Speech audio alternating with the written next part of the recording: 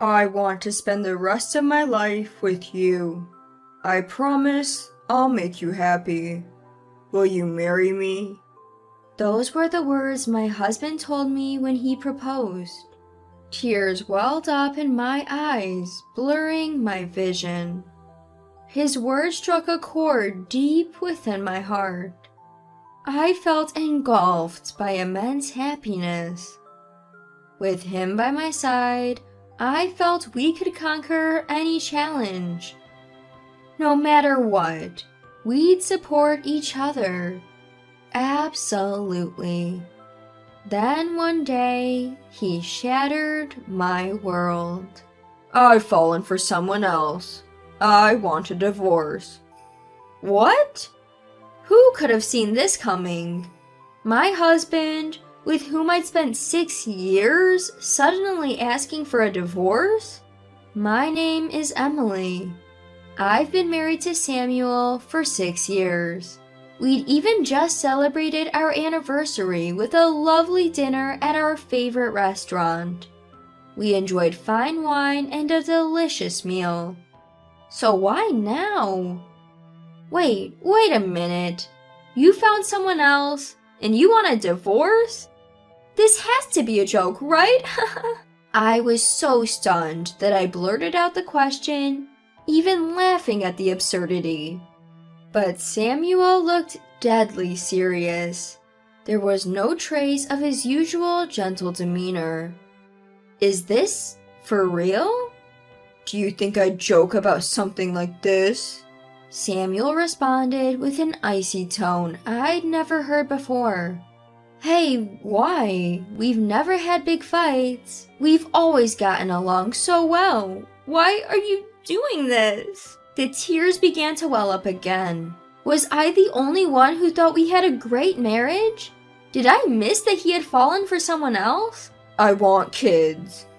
What? Kids? If I stay with you, that's not gonna happen, right? So I want to get divorced and marry her instead. Yes, Samuel was right. I can't have children. I found out 3 years into our marriage. Even though we were trying to conceive, nothing was happening. I got tests done, and it turned out the problem was with me. The shock was so big, I even thought about divorcing Samuel. With me, he'd never have the family with kids he wanted. It'd be better for him to find happiness with someone else. I thought that, but then Samuel said to me, I married you because I love you, Emily. We don't need kids to be happy, do we? His words saved me, and I stopped blaming myself. I decided to enjoy our life together. So why now, after all we've been through? Samuel, you said we were enough, even without kids, remember? My voice trembles, but his expression doesn't change. That was just a front. Of course I want kids. I'm tired of putting up with you. Samuel says it without hiding his irritation. It's unthinkable coming from the man who used to be so kind. Tired of dealing with my life? What does that even mean? I too have been lying to build a happy life despite my own struggles. I wanted to yell at Samuel right then and there. But it's true. I've made him endure a lot because of my situation. He must have had his own struggles. And those words weren't lies. I can't bear to think that the comforting words from Samuel were false. With that fault, I can't find it in me to blame him. The reason Samuel has turned cold is probably my fault. As these thoughts swirl in my head, Samuel speaks again. Just give me a divorce. I've already promised to marry her. You're just in the way now.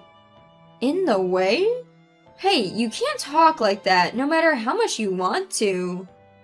Even I, who had been feeling somewhat apologetic towards Samuel up to this point, was offended by the word in the way. Isn't it obvious? I've lived with you, an infertile wife, for 6 years. Shouldn't you be thanking me instead? Haha. Samuel says, laughing as if he doesn't see his own cruelty.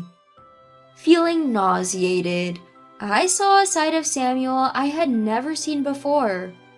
You really felt that way, huh? So, all that talk about being happy without kids was a lie. Obviously. I haven't felt happy since I found out you were infertile. My life has been hell, and all I think about is getting divorced as soon as possible, haha. Samuel nonchalantly spewed these words. In that moment, my feelings for him began to chill. He has no intention of rebuilding our marriage. He couldn't care less about me. All he sees is a bright future with his affair partner. Realizing this, it all seemed foolish. Fine, let's divorce. Just make sure you pay me alimony. At my proposal, Samuel laughed it off. Alimony? I'm the one who should be getting paid. You've been an infertile wife for 6 years. You've wasted 6 years of my life, so don't you dare ask for alimony. Ha ha ha. At that moment, I felt a surge of anger rise from deep within. Just because I can't have children doesn't give him the right to say all that. We are still married, legally. There's no excuse for him to cheat. My disgust for Samuel morphed into pure hatred. I won't be the only one suffering. I refuse to let things go his way. I'll make sure he faces a hellish revenge. Time to act. First, evidence of his cheating. I can't divorce him without it. I faced Samuel. I'm okay with breaking up, but wait 2 weeks. A sudden divorce needs some preparations. Fine, just 2 weeks. After that, we're definitely divorcing. Annoyed, Samuel left the house. Later, I packed my things and visited a detective agency during my work break. I asked them to investigate Samuel for a week and collect as much evidence of his cheating as possible. Blinded by my agreement to divorce, Samuel met frequently with his affair partner, a woman named Scarlett, even visiting her apartment openly. Every day after work, they would rendezvous and shop at high-end brand stores, emerging laden with shopping bags. All of the stores catered to women, likely because Samuel was spoiling her. Photos caught Scarlett smiling ear to ear, and Samuel smitten as they left the shops. According to the detective agency, they dine at fancy restaurants almost every night, with Samuel footing all the bills. He's splurging an astonishing amount. Where is he even getting all this money? So, he splurges on Scarlett but won't buy me a single gift? Well, on the bright side, I've collected way more evidence than I ever imagined. Even the detective agency said, Thanks to you, our job was easy, haha. Then, one day after the promised 2 weeks had passed, as I was filling out the divorce papers Samuel had sent me, my phone rang. Hello?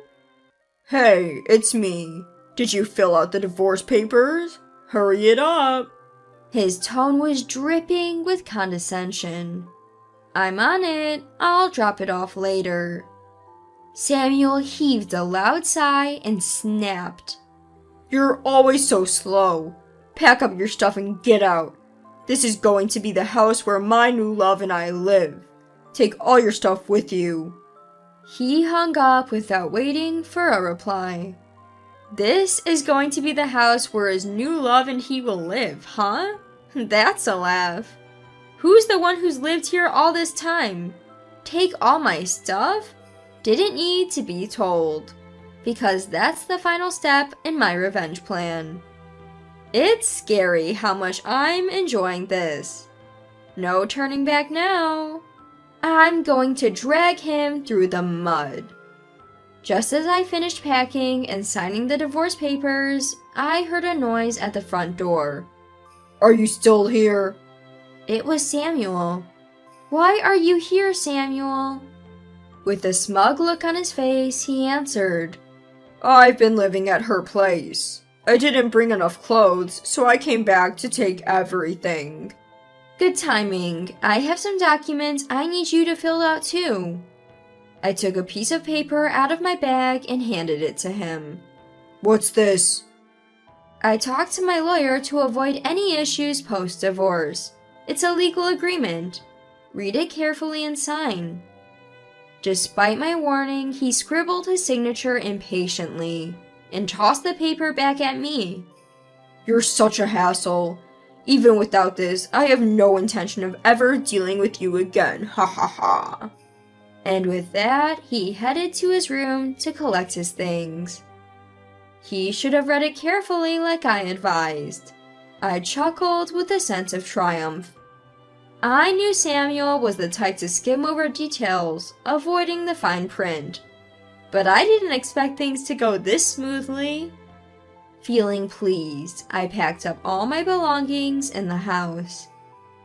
The next day, I filed for divorce and hired movers to take everything to my parents' house. I plan to live alone eventually, but for now, I'll be staying with Mom and Dad. I had already filled them in on the divorce. They were furious at first, but when I told them my plan, they both agreed it was a great idea. Just a few days later, Samuel called me sooner than I had expected. What the hell is going on? As soon as I picked up, Samuel started yelling. What are you talking about? What do you mean, what? Why is the house empty? Panicking, or maybe just enraged, Samuel spewed a string of expletives. I explained the situation calmly. Well, you told me to take all my stuff, right? So I did exactly as you said. That doesn't make it okay. The furniture is gone. We bought those with our savings. Samuel was fuming, selectively forgetting facts, so I clarified again. Selective memory much? I bought everything in that house with my money. Remember when you lost your job right after we got engaged? My income supported us both. I won't let you forget that. After hearing this, Samuel went silent. Yes, right after we got engaged and bought a place, he lost his job. I bought all the furniture and household items. I had even been covering the mortgage for our condo. It seemed he finally remembered, losing all his bravado. Aw, gone quiet, have you? Haha, just remembered, huh? Oh, and by the way, that condo is marital property. If we sell it, you owe me half the sale price. What? I never heard about this. Well, you did sign the papers, didn't you? I told you to read them carefully. This is what happens when you don't, haha. Signed? You mean on that document? It seems the dim-witted man finally realized. The document I had Samuel sign was full of important clauses. Not just about dividing assets, but also compensation from both Samuel and Scarlett in the divorce settlement. Furthermore, I had provisions for immediate legal action if he tried to contest it. Hearing my explanation, Samuel was at a loss for words. Over the phone, I could hear him sobbing. Why are you crying? Wait a minute, do you even have the right to cry after cheating on me? I'm the one who's hurt here. What do you mean? I don't get what's so bad about what I did. I was completely dumbfounded that Samuel still didn't get that he was in the wrong. What a pathetic man. You're really a lost cause. Thanks for bringing up divorce. I feel so relieved knowing parting ways was the right choice. With those final words to Samuel, I hung up. I blocked his number to make sure he couldn't contact me again.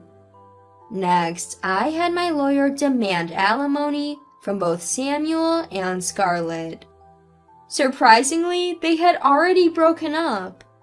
According to my lawyer, Scarlett actually had another boyfriend. So, Samuel was just a fling for her. Scarlett was furious when she was sued for alimony. Why the hell do I have to pay? I was just having fun with that guy. After reluctantly paying the alimony, Scarlett immediately dumped Samuel. Who could have seen this ending coming? From my perspective, it serves them right. Samuel, who was considering remarrying, got dumped and suffered a mental breakdown, even taking a leave from work. Then he called my parents home. I'm selling the apartment, and I'll pay what I owe. I was wrong. Can we try again? Obviously, I had no interest. Don't bother me ever again. If you do, I'll call the police. Goodbye. I hung up after saying that. I made sure to block his number at my parents' home as well. It turns out he was in debt from showering Scarlett with gifts, and now he's running from creditors. No wonder he was spending so much on her. If he was spending all that money on designer brands and fancy dinners, his salary wouldn't cut it. But to think he was even going into debt for her? Rumors about Samuel's affairs, divorce, and debts are swirling at his workplace, and he's now facing termination. Is it sad? Not for me. This has become my perfect revenge. I have no regrets. Samuel brought this all on himself. From now on, I'll live solely for my own happiness. I made a firm vow to myself.